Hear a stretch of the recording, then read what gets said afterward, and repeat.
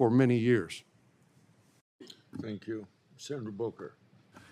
Thank you, Mr. Chairman. First, I just want to join my colleagues and the ranking member and the chairman for condemning the violence of last night.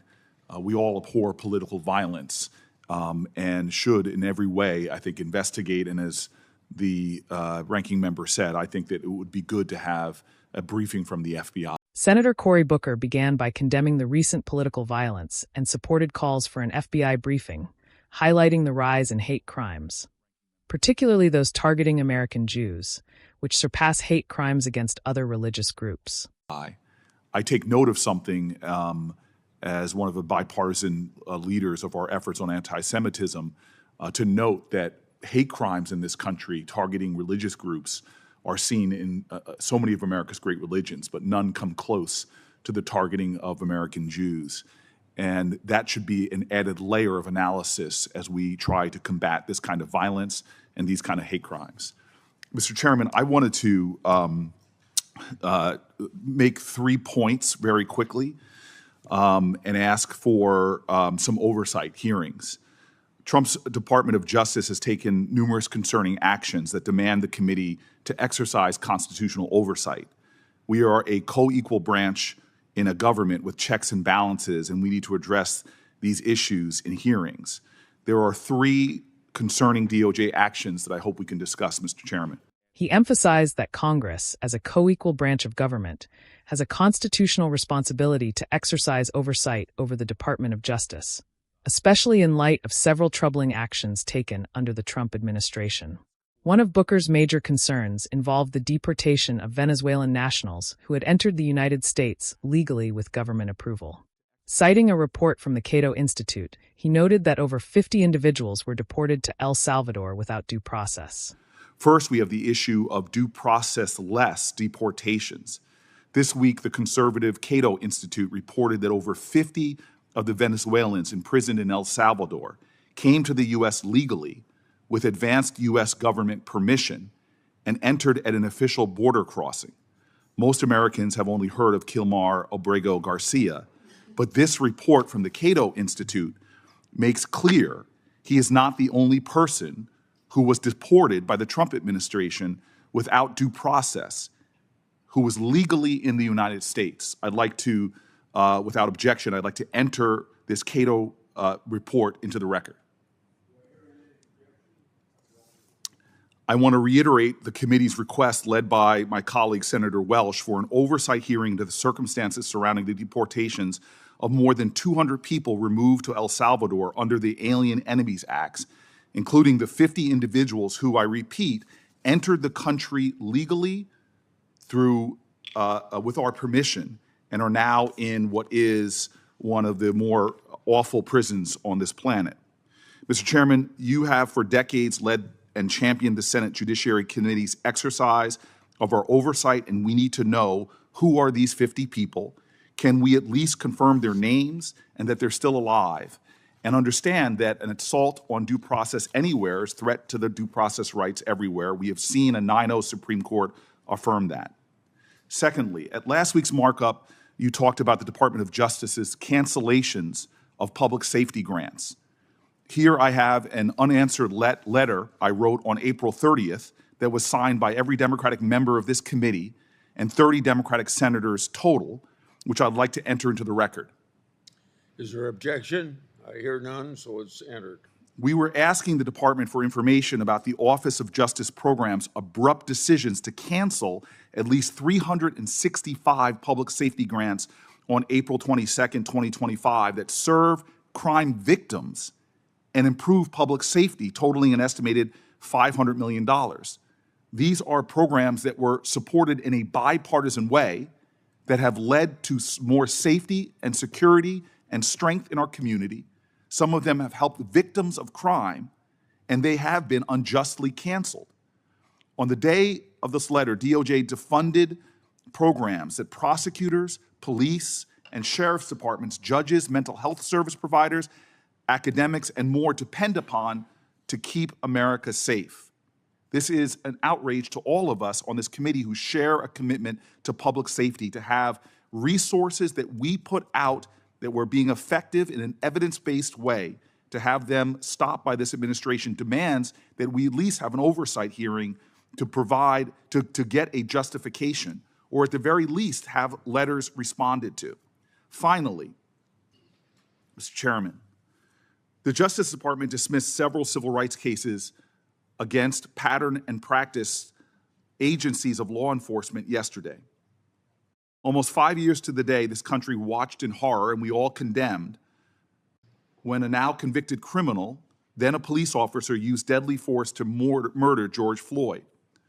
The Justice Department's Civil Rights Division thereafter investigated the Minneapolis Police Department's pattern and practices of constitutional violations and proposed a fair, court-enforceable consent order to prevent future police misconduct, but to improve the excellence of police accountability and professional standards.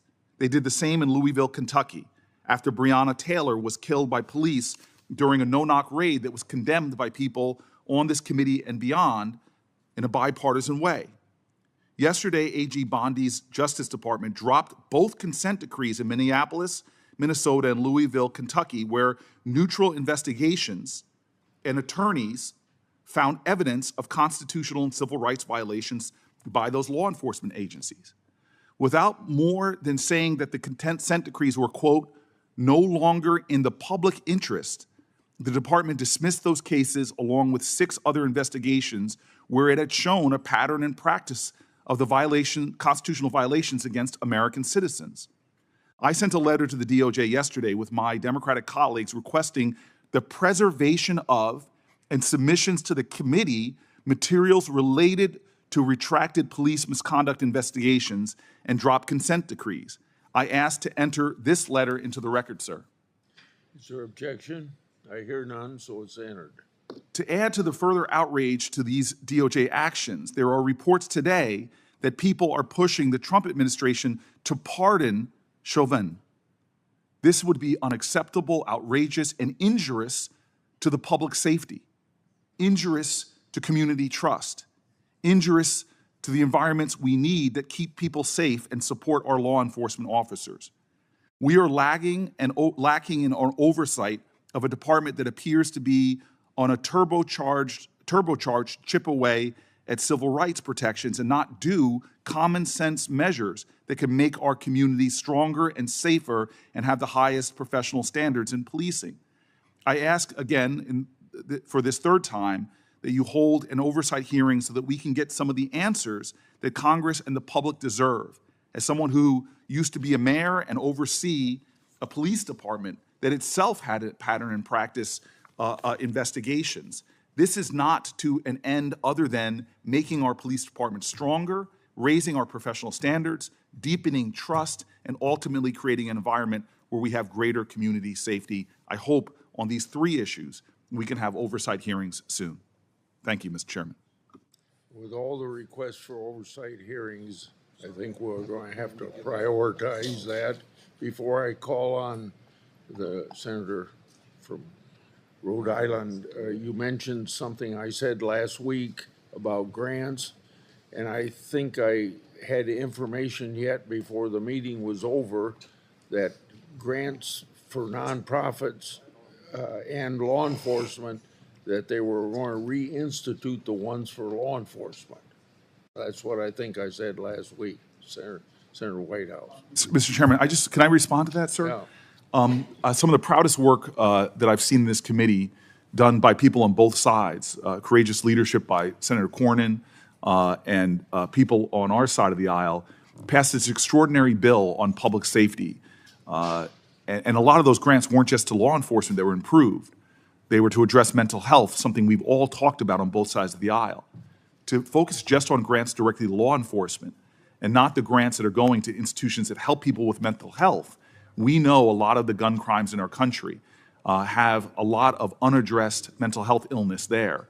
And so all of these grants are important, sir, not just the ones that are vital for law enforcement, but also the ones that are vital for public safety that go to nonprofits that deal with things like mental health that are critical for public safety. He specifically condemned the department's withdrawal from consent decrees in Minneapolis and Louisville, cases stemming from the killings of George Floyd and Breonna Taylor. These investigations had identified constitutional and civil rights violations, and the consent decrees were meant to address systemic issues in policing. The DOJ's justification for dropping the cases, that they were no longer in the public interest, was, in Booker's view, wholly inadequate. To add to his concerns, Booker referenced reports that some are pushing for the Trump administration to pardon Derek Chauvin, the former officer convicted of murdering George Floyd. He called such a potential pardon unacceptable and warned it would harm public trust, community safety, and police accountability. In closing, Booker urged the Judiciary Committee to conduct oversight hearings on all three issues: the deportations of legally admitted individuals, the cancellation of public safety grants, and the dismissal of critical civil rights cases. As a former mayor who oversaw a police department subjected to pattern and practice investigations, he emphasized that such oversight is not only necessary for accountability, but also essential for building stronger, safer, and more professional police forces.